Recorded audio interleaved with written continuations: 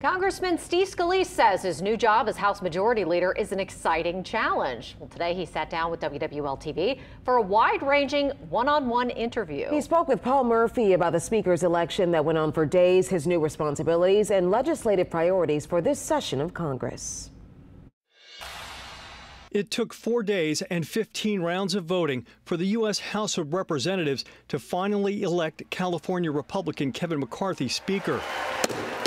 Louisiana Congressman Steve Scalise was right in the middle of it, supporting McCarthy and negotiating an agreement with a group of GOP holdouts. The meetings that we were having throughout that week, as you were watching the votes play out, and it was amazing how many people were watching. I was getting texts from people I hadn't heard from in years. It seemed like it was like a daytime soap opera drama. The Metairie lawmaker had a much easier time being elected House Majority Leader, the lower chamber's #2 position.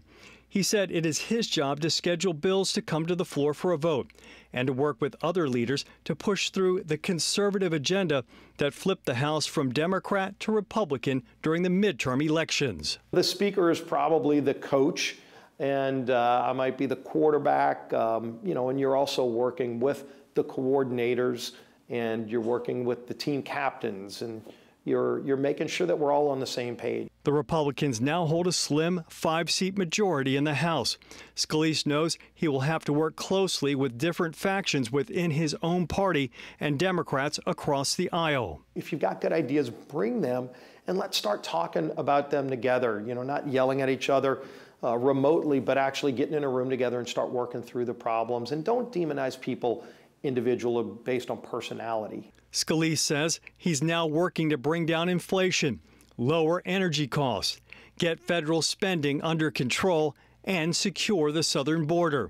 He is also determined to reform the federal flood insurance program. That includes the controversial FEMA Risk Rating 2.0, which was expected to increase rates for more than 80% of Louisiana policyholders. I strongly believe Risk Rating 2.0 needs to be scrapped. It needs to be thrown out. It was not ready for prime time. FEMA won't even publicly defend it. They can't even answer basic questions. Scalise expects to hold congressional hearings with FEMA officials before voting to reauthorize the flood insurance program. Closer to home, he's keeping a close eye on the Louisiana governor's race. He says it's too early to endorse a candidate. I surely will be talking to all the candidates along the way because I want to hear their plans just like I think everybody else in the state does, so we can turn our state around. For now, Scalise admits he has his hands full on Capitol Hill.